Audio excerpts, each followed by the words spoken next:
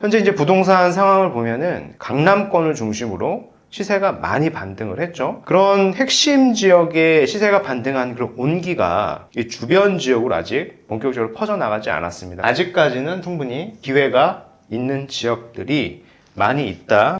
네, 안녕하세요. 닥터 부자아빠입니다. 오늘도 구독자 사연을 하나 읽어보고요. 그리고 제가 의견을 드리는 시간을 가져보도록 하겠습니다. 사연 한번 읽어드릴게요. 안녕하세요, 닥부님. 지방에 거주 중인 50대 후반 주부입니다. 서울 청량리 인근에서 직장 생활하며 자취적인 자녀 명의로 투자를 해보고 싶습니다. 자녀가 지금 한 1억 8천 전세로 작은 빌라에 거주 중에 있고 이제 만기를 앞두고 있습니다. 1억 3천은 전세자금 대출이고요. 자기 돈은 약 5천만 원을 가지고 있습니다. 제가 5천 정도를 추가로 증여를 해서 작은 빌라를 사주고 싶은데 아쉽게도 이제 지방에만 살다 보니 수도권 지리를 전혀 모릅니다. 자녀도 교직원이라 안정적인 직장이지만은 소득은 또 높지 않은 편입니다. 자기 자본 한 1억 정도로 한 2억 정도 대출을 받아가지고 작은 빌라 하나 사주는 게 괜찮을까요? 제 생각에는 당장 재개발이 어렵더라도 서울이니 물가 상승률 이상은 오를 것 같거든요. 이 자금으로 서울의 아파트는 어려울 것 같아서 작은 빌라로 시작해서 자녀에게 결혼 자금이라도 조금 보태줬으면 하는 바람입니다. 사실 이 사연 같은 경우에 지난번에 한번 소개를 드렸던 사연입니다. 제가 이제 조금 앉아서 찍는 영상 있지 않습니까? 그 영상에서 제가 한번 다뤘던 영상인데 그런 주제인데 오늘 한번 다시 한번 정리를 해드리고 싶은 거예요. 왜냐면은 그때는 1안이 있고 2안이 있다라고 제가 말씀드렸어요. 이런 상황에서 크게 이제 1안이 있고 2안이 있다. 1안 같은 경우에는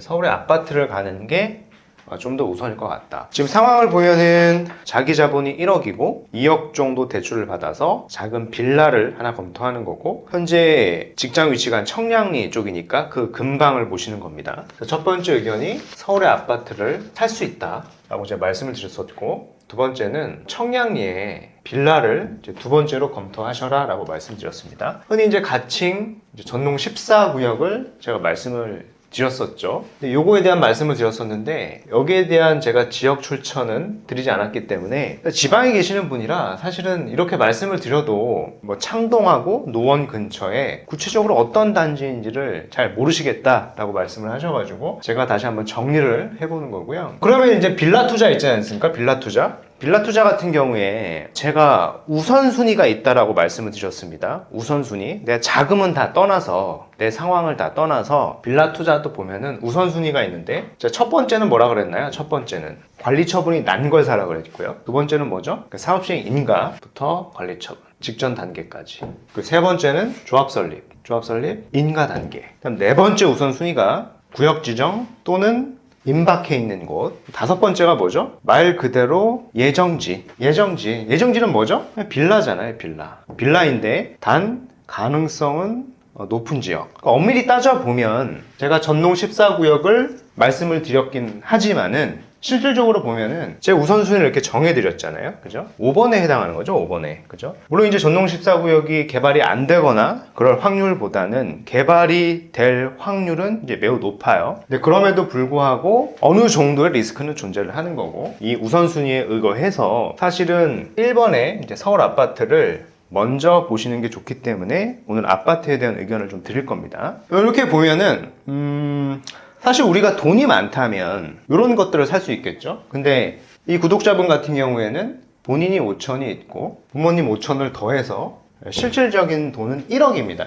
1억 가지고 이건 사기가 어렵죠. 사실은 사기가 어렵기 때문에 이쪽에 이제 선택지로 하셔야 되는 거고 이것도 보면 이 선택지조차도 두 번째 우선순위니까 저는 이제 첫 번째로 좀 더 드리고 싶은 겁니다. 예산이 1억이라고 했어요. 1억. 담보대출을 한 2억대 정도 이제 받는다라고 했을 때 연소득이 제가 보니까 한 월 한 300만 원 정도 버시는 분인 것 같습니다. 그럼 원리금 상환액이 월 기준으로 봤을 때 100만 원 이하로 나가야 되는 게 맞는 것 같아요. 그래서 이 이상이 넘어가면 안 되기 때문에 사실 내가 한 2억 한 몇천 정도까지 받는다라고 할 때 금리가 현재 4%대 초반이지 않습니까? 그 계산을 해보면은 한 100만 원 이하 정도로 원리금이 나가게 될 겁니다. 실적으로 이자만 계산을 해보면은 한 80만 원대 정도 나갈 것 같고요. 원리금은 한 20만 원 정도 우리가 상환을 할 수 있게 되는 거죠. 어차피 내가 청량리에 서울에 빌라를 월세로 산다라고 하더라도 사실 50만 원 이상의 월세 비용은 발생을 하거든요. 그래서 30만 원 정도를 더 지불을 해서 내가 이런 것들을 잘 선점을 할 수 있다라고 하면은 뭐 거주하고 투자로 저는 충분히 좋다라고 말씀을 드려보도록 하겠습니다. 지역 단지를 제가 이렇게 말씀을 드렸습니다. 창동하고 좀 노원을 보셔라. 제가 이제 단지를 좀 특정을 해드리면은 제가 시세를 조금 확인해 봤거든요.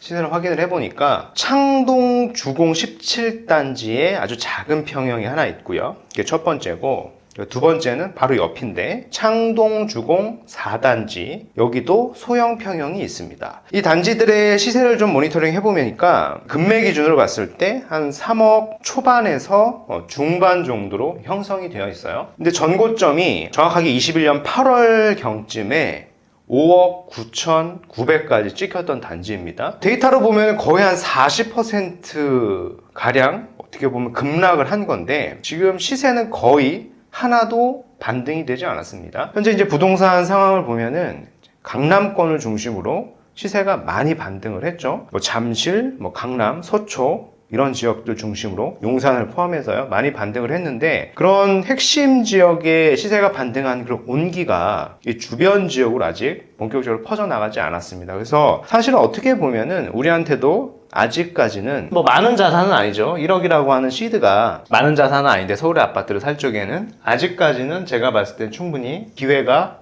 있는 지역들이 많이 있다라고 좀 말씀을 드리겠고요. 그래서 저는 여기를 한 2년 정도 혹은 길어도 한 3년 정도만 들고 있다, 매수해서. 그러면은 전고점 가까이 혹은 그 이상도 충분히 회복이 될 수 있는 좀 포텐셜을 가진 좋은 단지라고 좀 평가를 좀 해드리고 싶고요. 그럼 이렇게 좀 생각을 할 수 있을 것 같아요. 뭐 재건축이니까 그럼 내가 이거를 사가지고 이걸 계속 들고 가야 되냐? 재건축이 도대체 언제 될지도 모르는데 10년을 두고 가야 되는 건지 혹은 20년을 들고 가야 되는 건지, 뭐 이런 질문을 하시는 분도 있는데, 저는 이렇게 말씀을 드리고 싶어요. 이게 비록 재건축이 가능한 단지이긴 하겠으나 재건축까지 끝까지 들고 갈 필요도 없습니다. 제가 말씀을 드렸죠. 한 2년에서 3년 정도, 길어야 그 정도 있으면은 충분히 전고점 혹은 그 이상도 회복이 될 수 있는 포텐셜을 가진 단지다, 이렇게 보셨으면 좋겠고요. 또 이런 전략을 좀 취하셨으면 좋겠습니다. 첫 번째로 그런 아파트를 산 다음에 어차피 거주는 하셔야 되니까 거주하고 투자를 하는데, 길게 가져가지는 마셔라. 한 2년,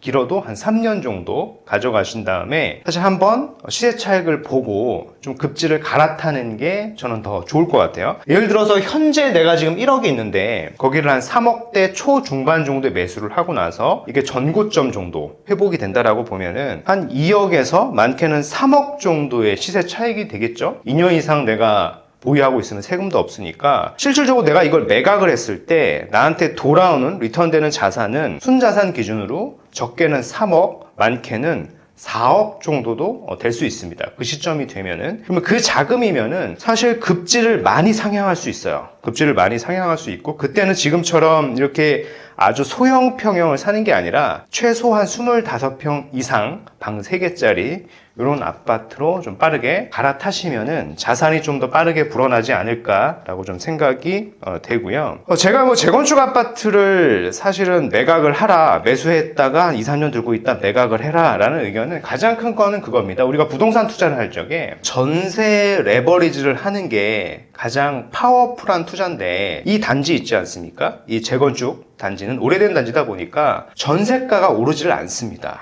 그래서 전세가가 오르지 않는다는 얘기는 나중에 뭐 전세를 내가 준다라고 하더라도 대출금을 상환하고 나면은 나한테 돌아오는 돈이 없다 보니까 전세금을 이용한 레버리지 투자를 할 수가 없어요. 그래서 이런 초기 단계 재건축 같은 경우에는요, 시세 차익을 잘 보고 적정한 시점에 매도를 해서 빠르게 좀 급지를 갈아타는 게 사실은 좀 더 적합한 투자의 방법이다라고 좀 말씀을 드려보도록 하겠습니다. 지난 시간에 제가 이제 빌라에 대한 얘기만 드렸었기 때문에 좀 더 정리를 해서 다시 말씀을 드린 거고, 여튼 첫 번째 우선순위는 가장 안전하게 그리고 빠르게 좀 자산을 불려야 되기 때문에 첫 번째 안으로 드린 거고요. 창동 일대의 소형 평형, 제가 말씀드렸던 그런 단지들을 보셨으면 좋겠고, 제가 단지를 2개 말씀드렸는데 2개 단지를 좀 같이 보면서 그 중에서 조금 더 급매, 조금 더 괜찮은 동호수를 한번 골라 보셨으면 전 좋을 것 같습니다. 뭐 제 의견은 이게 참고사항이니까요.